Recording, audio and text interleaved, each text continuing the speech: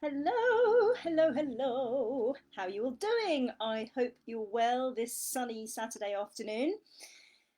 Okay, it's not actually that super sunny here in Brighton. I'm lying. Although there was some sun earlier. So, welcome first and foremost to everyone who's joining me here today.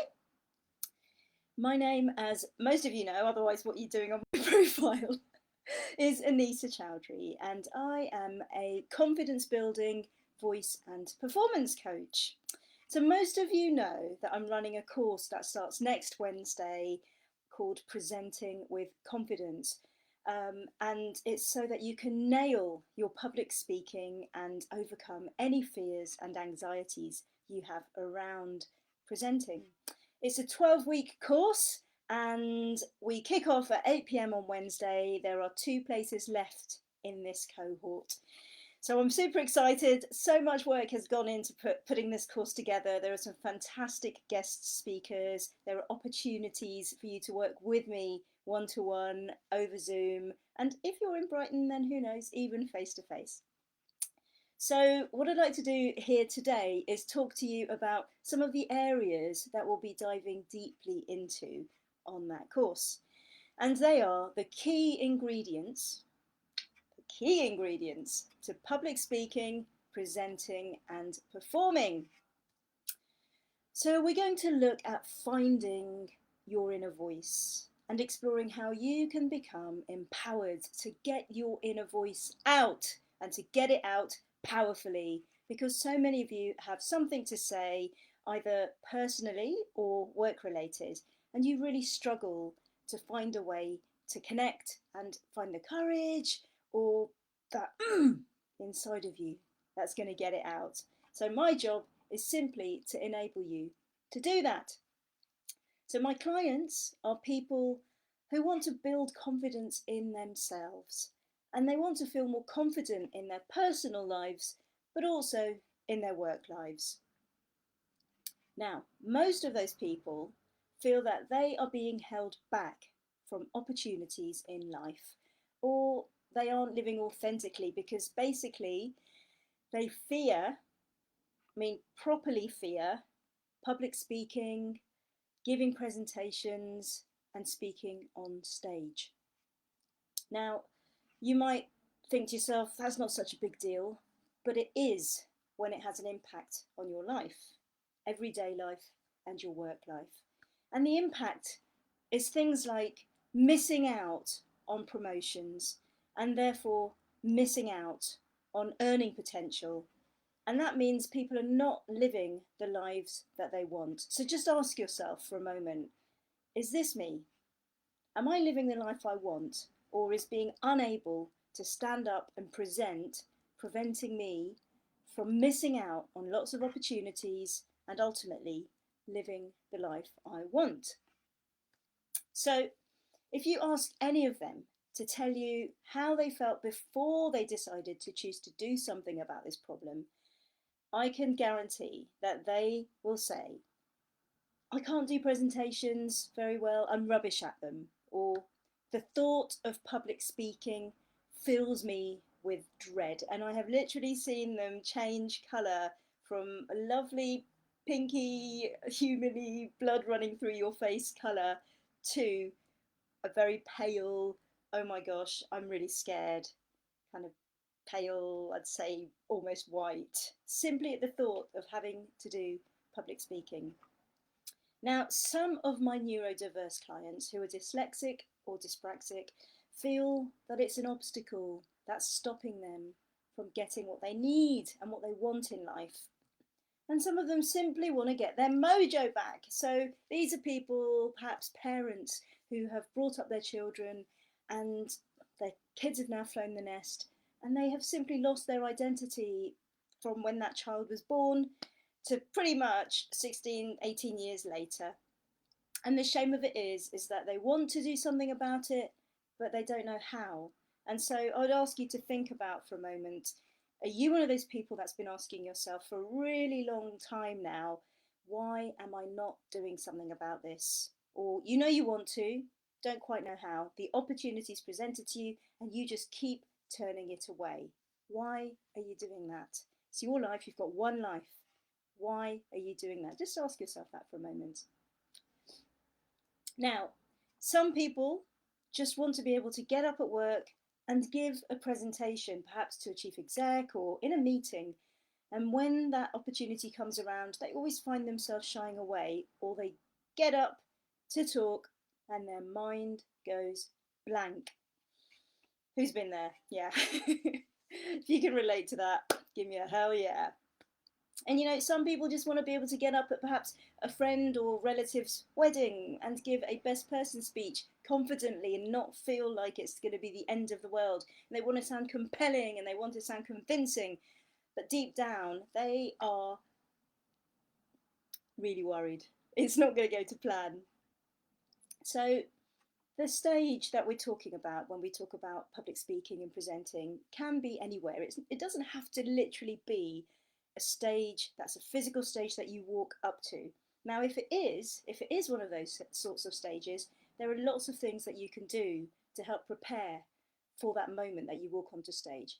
But also, in this world of online work and webinars and masterclasses and connection and Zoom and Teams, Microsoft Teams, you know, that stage is also being online.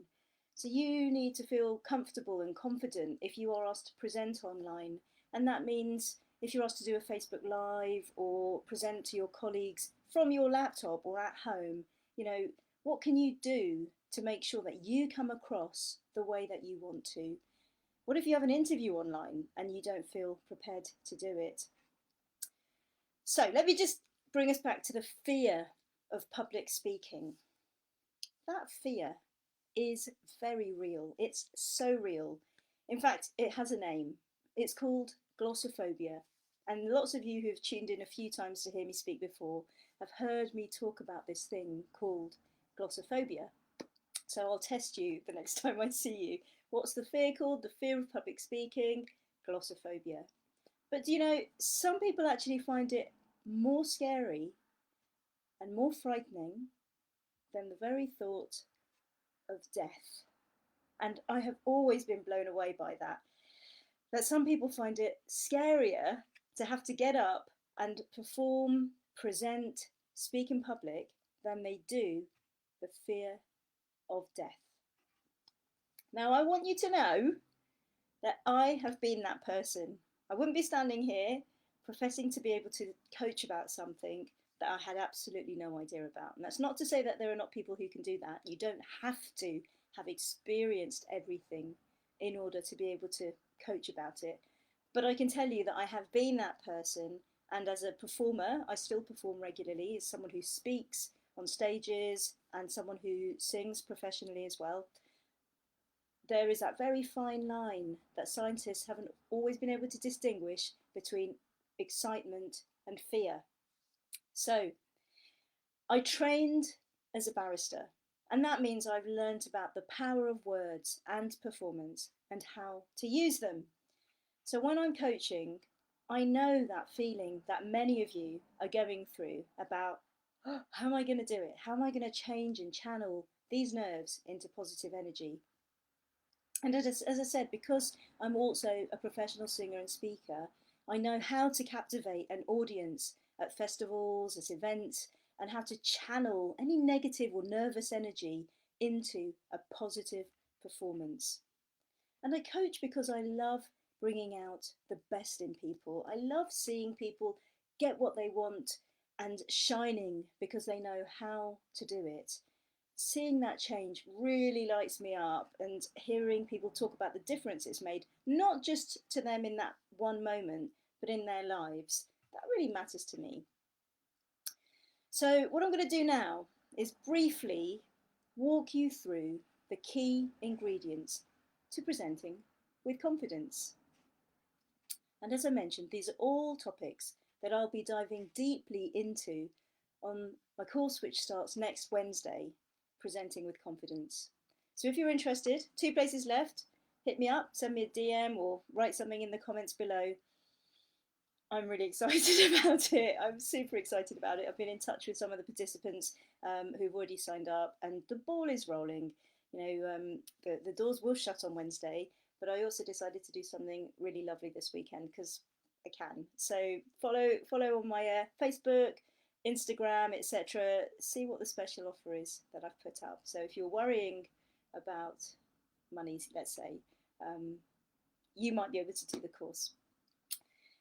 Okay, so the key ingredients to public speaking, presenting confidently, and performing on stage are as follows. Number 1, mindset. Number 2, planning. Number 3, image. Number 4, preparation.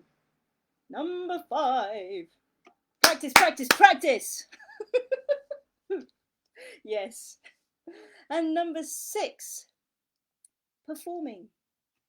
So there you have them. They are the key ingredients. See ya. No, only joking. Right, let's start with mindset.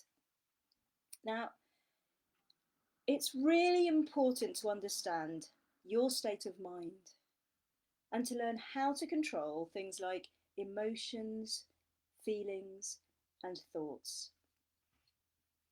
If you don't believe that you can do something, just ask yourself for a moment, here and now, will you be able to do it? Of course you'll be able to do it, but I would suggest that you won't be able to do it as successfully, or actually you may not be able to do it, or you'll do it but you'll probably hate doing it. And I'm the sort of person that really wants to encourage people to enjoy their experiences of performing in life. If you can do something and love doing it, you're bringing everyone with you. But if they see you in agonizing discomfort and pain, as if you are experiencing some kind of trauma because you've had to get up and speak, they will feel that pain and they will be holding their breaths, wishing for you that things would just go better and that it would all end, when actually you want it to go well. So, mindset requires delving deep into becoming mentally resilient and building enough confidence in your ability so that you can say exactly what you want to say the way that you want to say it. Now, another thing that is really important, in my humble opinion, is gratitude. This is about getting things in perspective. So if you can appreciate the amazing things that you have in your life, it will help towards understanding that talking about something to other people is not one of the worst things that could be happening to you in your life, here and now. It may be a little bit traumatic, however, when you get perspective and you see what else is happening for other people, you can wake up in the morning and say thank you. Thank you for the fact that I'm alive. Thank you for everything that I have ahead of me today.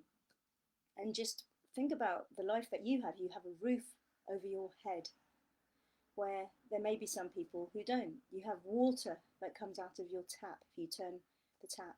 There are others where their water is rationed, or they simply have to walk really far to go and get that water. So gratitude is a really great place to start when you're thinking about getting things in perspective around your fears of public speaking. Now, another one that I like to talk about is positive affirmations. And this is about saying things to yourself like, I am a brilliant speaker. People love listening to what I have to say. It doesn't matter what you actually really think about that or not when you say those words, but you're sending the message to your body and your brain that I can do it. I can do it. Yes, I can do it. Okay? So we work a little bit around positive affirmations because that will help to start to make a difference to you. Now, the other thing that I'd like to talk briefly about under mindset is visualizations. See, if you can't see yourself doing something, it's going to make it much, much harder to achieve.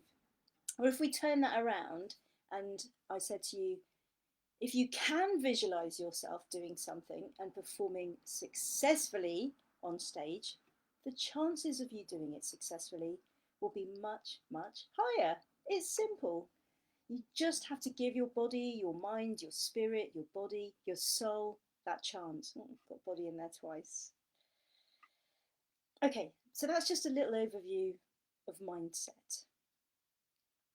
The next thing we're going to look at is planning.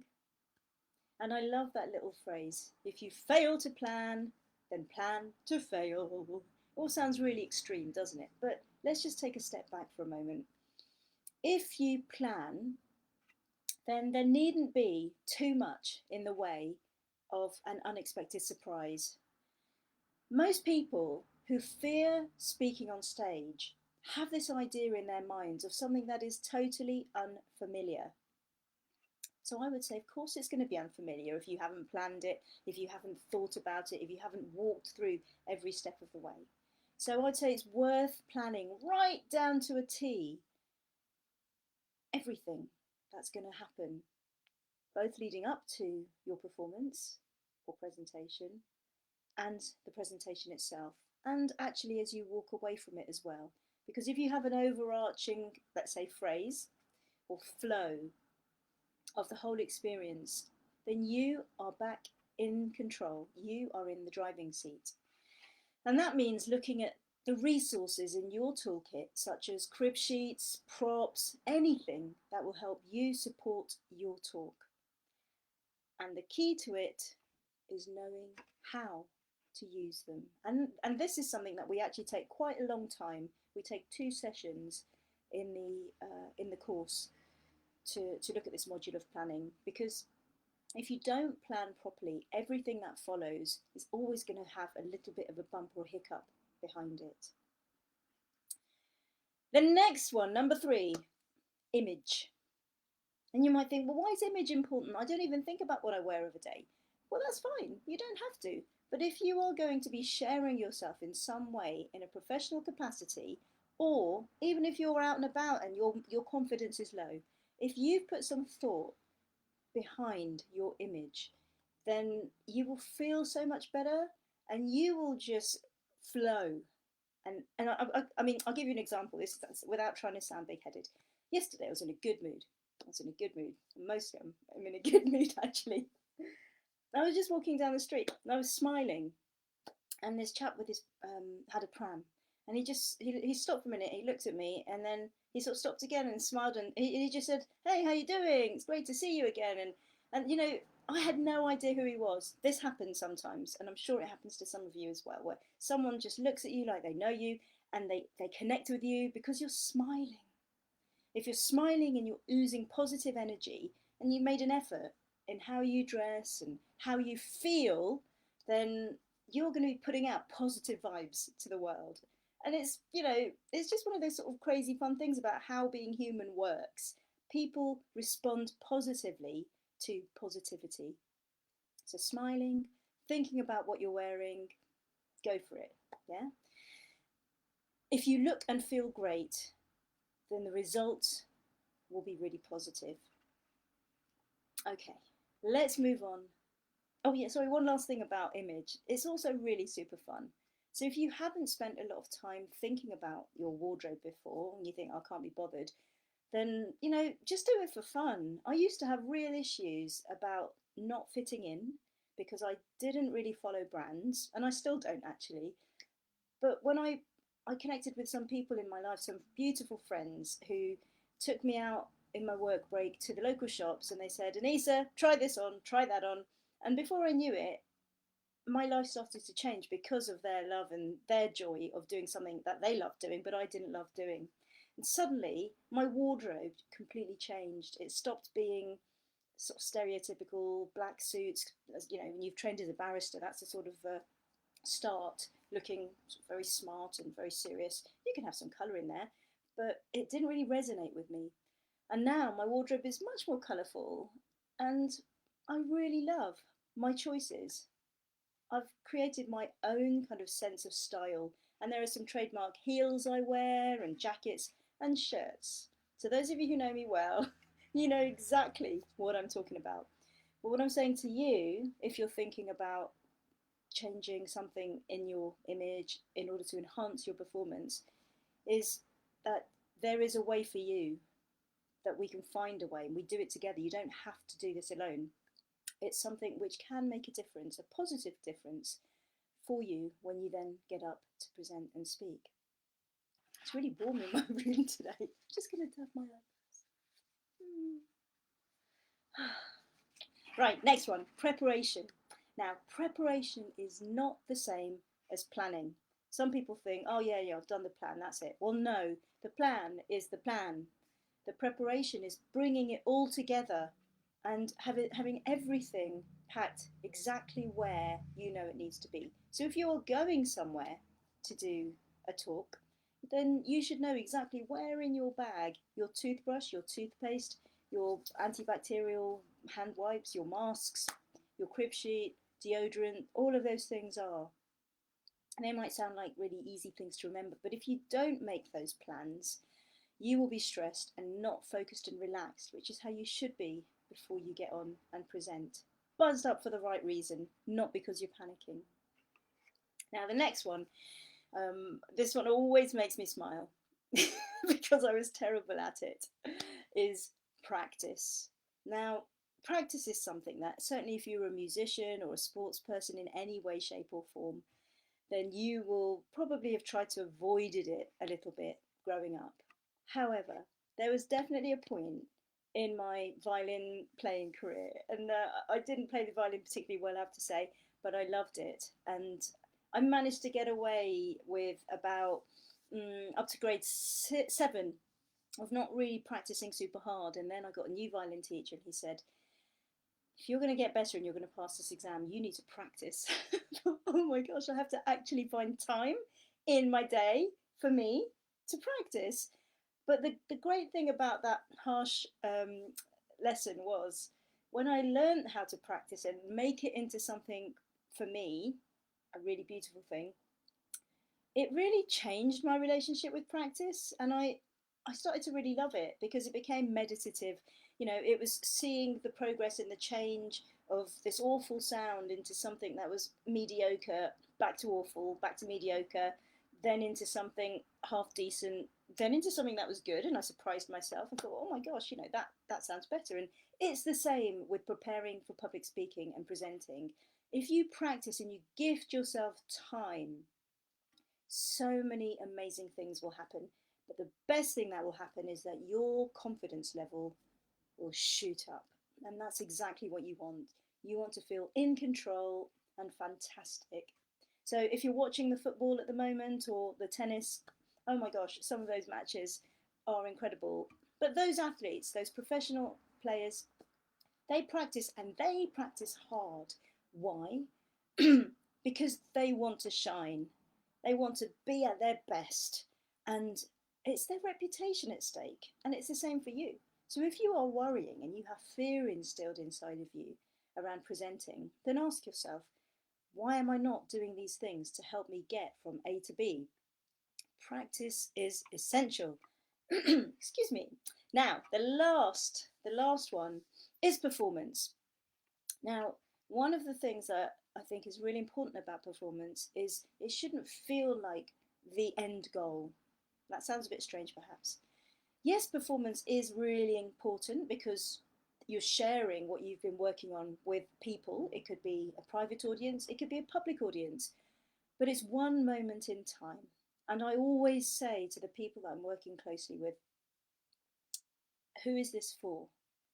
Because if you don't think of it as being for yourself as well as an audience, I'd almost question why you're doing it. Okay? Performance is something that can be developed and you can hone your skills and make it into something that's a really magical experience. A performance is one moment in time. But if you allow yourself the opportunity to do several performances, each time you do it, not only will you have a hunger to do more, but it will improve and your experience of doing it will improve. So when we're doing the module on performance, there's a whole section on how to answer question and answers, the Q&A.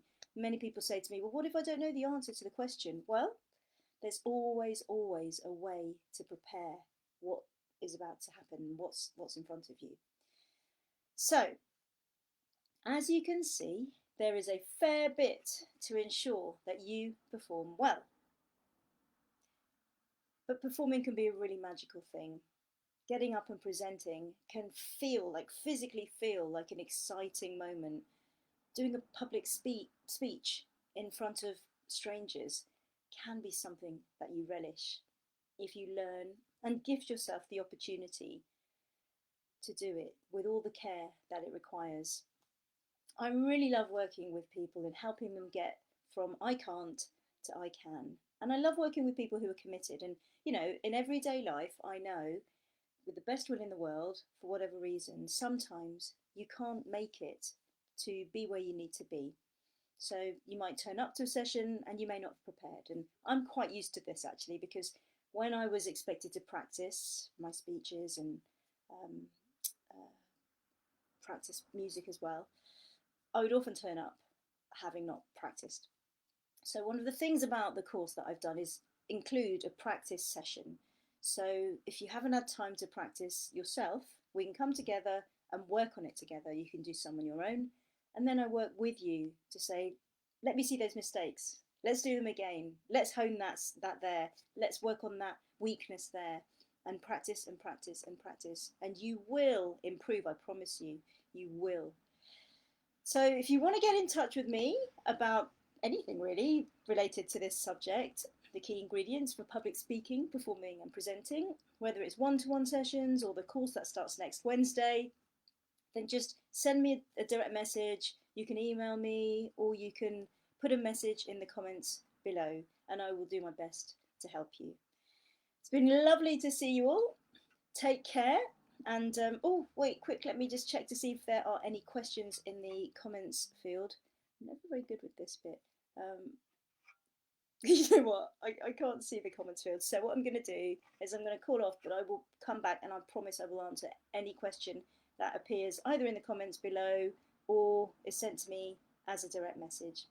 And I wish you all a wonderful Saturday and look forward to connecting with you again soon. Take care.